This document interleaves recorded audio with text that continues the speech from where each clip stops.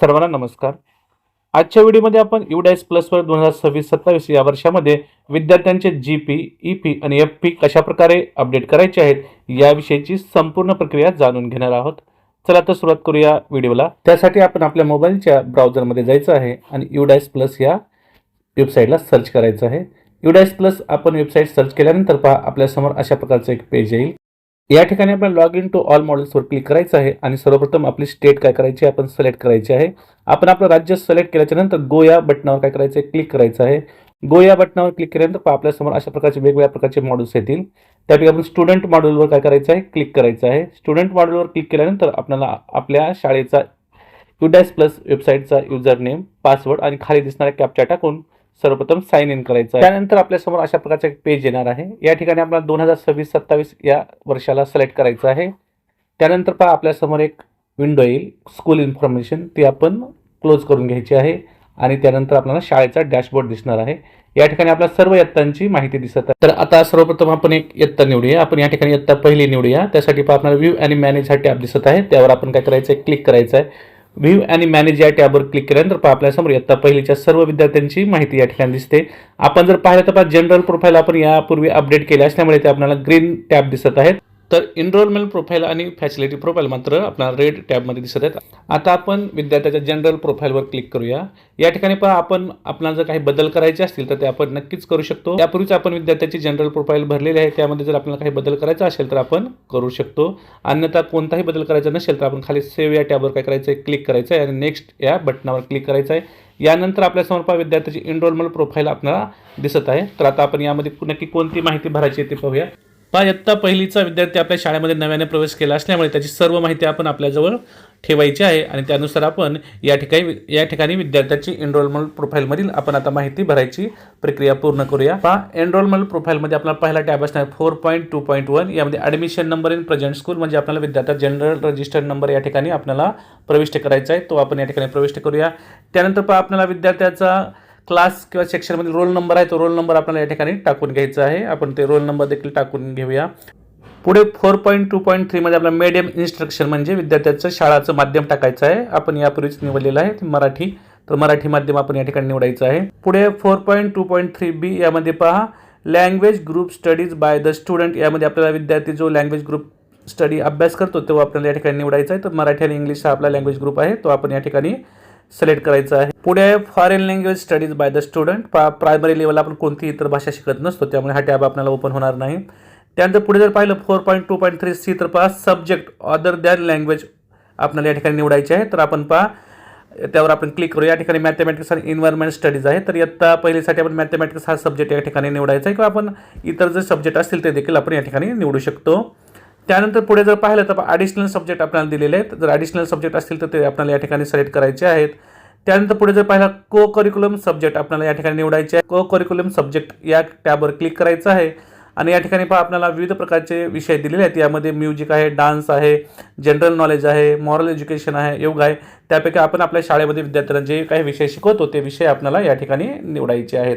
आपण सर्व विषय देखील निवडू शकतो का, किंवा त्यातील काही विषय देखील आपण या ठिकाणी सिलेक्ट करू शकतो. त्यानंतर पुढे आहे पहा 4.2.4 academic stream opted by student, म्हणजे हे 11वी-12वीच्या विद्यार्थ्यांसाठी आहे. जर त्यांच्या इतर कोणत्या शाखा असतील तर ते शाखा निवडण्यासाठी आपल्याला या ठिकाणी हा टॅब दिलेला आहे. त्यानंतर जर पाहिलं तर आपण status of student previous academic year of schooling या टॅबवर क्लिक करायचं आहे. या टॅबवर क्लिक केल्यानंतर आपल्यासमोर वेगवेगळ्या प्रकारचे या ठिकाणी ऑप्शन येतील, ते आता आपण पाहूया. तर या ठिकाणी दिलेल्या वेगवेगळ्या टॅबपैकी आपण पहा इयत्ता पहिलीच्या विद्यार्थ्यासाठी अंगणवाडी ECC सेंटर हा टॅब आपल्याला काय करायचा आहे सिलेक्ट करायचा आहे. त्यानंतर पहा grade class studies in the previous last academic year, आपल्याला या ठिकाणी विद्यार्थी पहिलीचा असल्यामुळे त्याचा कुठलाही ग्रेड नसणार आहे. त्यानंतर पुढे 4.2.6A मध्ये पहा विद्यार्थ्याचा RTA नुसार जर ॲडमिशन झालं असेल तर येस नो करायचं आहे. त्यानंतर जर RTA नुसार ॲडमिशन झालं असेल तर अमाऊंट देखील आपल्याला या ठिकाणी त्या ठिकाणी भरायची आहे.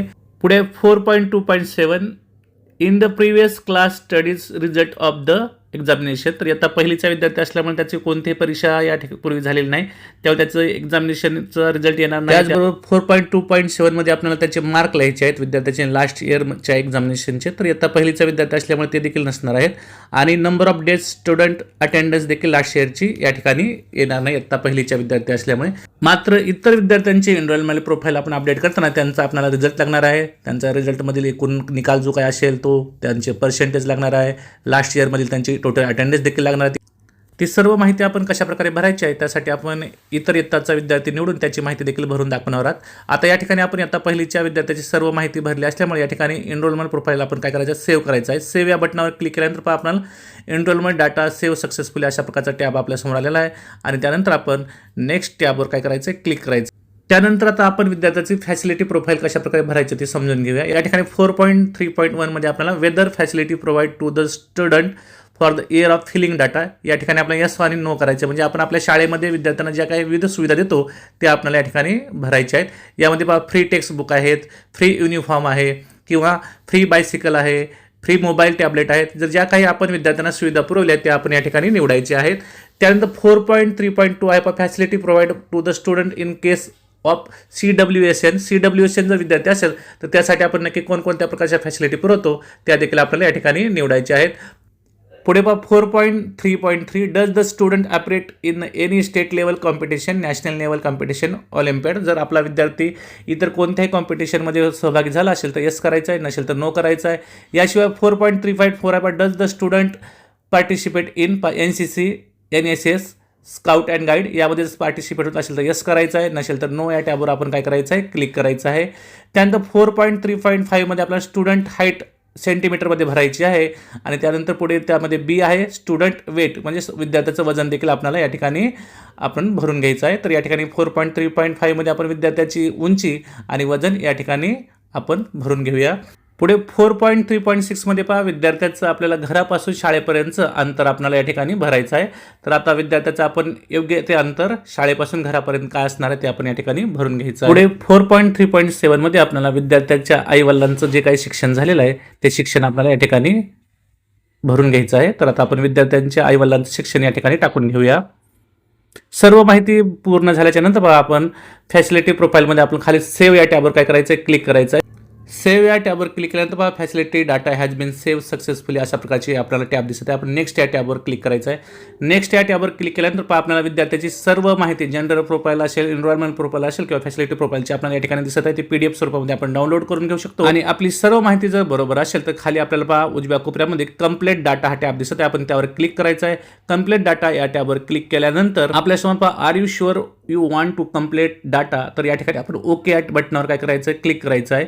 ओके या बटनावर क्लिक केल्यानंतर आपल्यासमोर डाटा कंप्लेशन इज कंप्लीट अशा प्रकारचं एक आपल्याला विंडो दिसत आहे. आपण या ठिकाणी ओके या टॅबवर क्लिक करून नेक्स्ट स्टुडंटवर आपण काय करायचं आहे, क्लिक करायचं आहे. म्हणजेच आपण इयत्ता पहिलीच्या विद्यार्थ्याची जनरल प्रोफाईल, एनरोलमेंट प्रोफाईल आणि फॅसिलिटी प्रोफाईल या ठिकाणी कशा प्रकारे अपडेट करायची याविषयीची संपूर्ण प्रक्रिया पाहिली. आता आपण पुन्हा एकदा डॅशबोर्डवर येऊया. डॅशबोर्डवर परत आल्याच्या नंतर आपल्याला आता आपण ज्या विद्यार्थ्याची माहिती भरली त्याच्या नावासमोर जर पाहिलं तर आपल्याला जनरल प्रोफाईल, एनरोलमेंट प्रोफाईल आणि फॅसिलिटी प्रोफाईल आपल्याला या ठिकाणी ग्रीन झाल्याचं दिसतं, म्हणजे आपण आता तिन्ही त्याचे टॅब या ठिकाणी पूर्ण केलेत. आता आपण आता तिसरीच्या विद्यार्थ्याची एक माहिती भरून पाहूया. तर या विद्यार्थ्याची देखील आपण जनरल प्रोफाईल या ठिकाणी पूर्वीच आपण भरलेले आहे. जरी आपल्याला आत्ता देखील या माहितीमध्ये जनरल प्रोफाईलमध्ये काही दुरुस्ती करायची असेल तर आपण जनरल प्रोफाईलवर क्लिक करायची आहे आणि काही दुरुस्ती करायची आहे ते करून घ्यायची आहे आणि नेक्स्ट टॅबवर आपण क्लिक करायचं आहे. नेक्स्ट टॅबवर आपण क्लिक केल्यानंतर विद्यार्थ्याचं एनरोलमेंट प्रोफाईल आपल्यासमोर दिसत आहे. यामध्ये आपण विद्यार्थ्याचं जनरल रजिस्टर यापूर्वीच भरलेलं आहे. त्यानंतर क्लास किंवा त्याचा आपल्याला या ठिकाणी रोल नंबर टाकून घ्यायचा, तर रोल नंबर आपण टाकून घेऊया. मीडियम ऑफ इन्स्ट्रक्शन देखील यापूर्वीच आपण भरलेलं असल्यामुळे ते या ठिकाणी आपल्याला दिसत आहे. त्यानंतर लँग्वेज ग्रुप देखील आपल्या विद्यार्थ्याचा या ठिकाणी दिसणार आहे.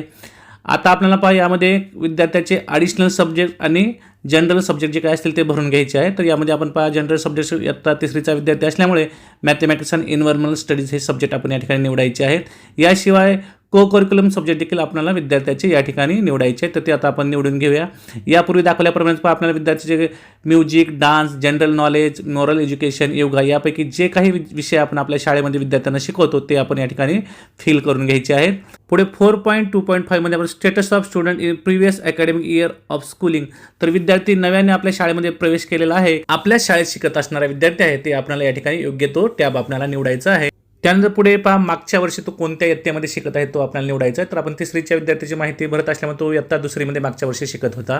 त्यानंतर RTनुसार त्याचा प्रवेश झाला आहे का ते देखील आपल्याला निवडायचं आहे. RTनुसार प्रवेश झाला असेल त्याचं जी काही फी आहे ती फी देखील आपल्याला या ठिकाणी मेन्शन करायची आहे. त्यानंतर 4.2.7 मध्ये पहा आपल्याला विद्यार्थ्याचं मागच्या वर्षीचा रिझल्ट आपल्याला लागणार आहे. तर तो मागच्या वर्षी प्रोमेटेड आहे का पास आहे ते आपल्याला या ठिकाणी मेन्शन करायचं आहे. त्यानंतर पुढे पहा 4.2.7 मध्ये पहा in the previous class studies marks obtained in percentage. तर आपल्याला मागील इयत्तेमध्ये त्याला जे काही टक्केवारी मिळेल ती टक्केवारी आपल्याला या ठिकाणी लिहायची आहे. त्यानंतर पुढे पहा 4.2.8 मध्ये number of days student attended school in previous academic year, म्हणजे मागील वर्षी पूर्ण वर्षभरामध्ये विद्यार्थी किती दिवस हजर होतात तर 1000 दिवस देखील आपल्याला या ठिकाणी लिहायचे आहेत. आणि सर्व माहिती भरल्याच्या नंतर पहा आपल्याला खाली सेव्ह हा टॅब दिसत आहे. सेव्ह या टॅबवर आपण क्लिक करायचं आहे. त्यानंतर नेक्स्ट या टॅबवर आपण क्लिक करायचं आहे. पहा एनरोलमेंट डाटा सेव्ह सक्सेसफुली अशा प्रकारचा आपला टॅब आपल्याला या ठिकाणी समोर दिसत आहे. त्यानंतर आपण नेक्स्ट या टॅबवर क्लिक करायचं आहे आणि विद्यार्थ्याची फॅसिलिटी प्रोफाईल आता या ठिकाणी आपण अपडेट करायची आहे. यामध्ये विद्यार्थ्यांना प्रोव्हाइड केलेल्या शालेय सुविधा यामध्ये फ्री टेक्स्टबुक असतील, फ्री युनिफॉर्म असेल, बायसिकल, फ्री कॅम्प्युटर किंवा टॅबलेट असेल, हे आपण दिले असेल तर या ठिकाणी चेकबॉक्सला क्लिक करायचे आहे. त्यानंतर CWSN विद्यार्थी असेल तर आपण त्याची जे काही सुविधा पुरवल्या त्या आपण या ठिकाणी निवडायच्या आहेत. त्याचबरोबर जर विद्यार्थी एखाद्या स्टेट लेवल कॉम्पिटिशन किंवा नॅशनल लेवल कॉम्पिटिशन किंवा ऑलिम्पियाड परीक्षेमध्ये बसला असेल तर यस, नसेल तर नो या टॅबवर आपण क्लिक करायचं. आपण NCC, NS आणि स्काउट गाईडमध्ये जर बसला असेल तर यस करायचं आहे किंवा नो करायचं आहे. त्यानंतर विद्यार्थ्याचे आपल्याला पुढे उंची आणि वजन देखील या ठिकाणी भरायचं आहे, ते देखील आपण भरून घ्यायचं आहे. पुढे शाळेपासूनचं विद्यार्थ्याच्या घराचं जे काही अंतर आहे ते देखील आपण या ठिकाणी भरून घ्यायचं आहे. आणि शेवटी आपल्याला पहा विद्यार्थ्याच्या पालकांचं जे काही शिक्षण झालेलं असेल आईवडिलांचं ते देखील आपण या ठिकाणी भरायचं आहे. आणि शेवटी आपण सेव्ह या टॅबवर काय करायचं क्लिक करायचं आहे आणि नेक्स्ट या बटनावर क्लिक करायचं आहे. नेक्स्ट या बटनावर क्लिक केल्यानंतर पहा आपल्याला विद्यार्थ्याची फॅसिलिटी प्रोफाईलची आपण माहिती पूर्णपणे सक्सेसफुली भरलेली आहे दिसत आहे. आणि त्याचबरोबर आपण जनरल प्रोफाईल, एनरोलमेंट प्रोफाईल आणि फॅसिलिटी प्रोफाईल जी काही विद्यार्थ्याची माहिती भरली ती संपूर्ण माहिती आपल्याला विद्यार्थ्याची दिसणार आहे. PDF स्वरूपामध्ये ती आपण डाउनलोड करून घ्यायची आहे. आणि संपूर्ण माहिती जर आपली पूर्ण बरोबर असेल तर आपण कंप्लीट डाटा या टॅबवर क्लिक करायचं आहे. तर अशा प्रकारे या ठिकाणी आपण विद्यार्थ्याची फॅसिलिटी प्रोफाईल, जनरल प्रोफाईल आणि एनरोलमेंट प्रोफाईल कशा प्रकारे अपडेट करायची याविषयीची सविस्तर माहिती पाहिली. मला आशा आहे तुम्हाला सर्वांना हा व्हिडिओ नक्कीच आवडला असेल. तुम्हाला जर हा व्हिडिओ आवडला असेल आपली शाळा या YouTube चॅनलला सबस्क्राईब करायला विसरू नका. पुन्हा एकदा भेटूया एका नवीन व्हिडिओसह. तोपर्यंत सर्वांना मनपूर्वक धन्यवाद.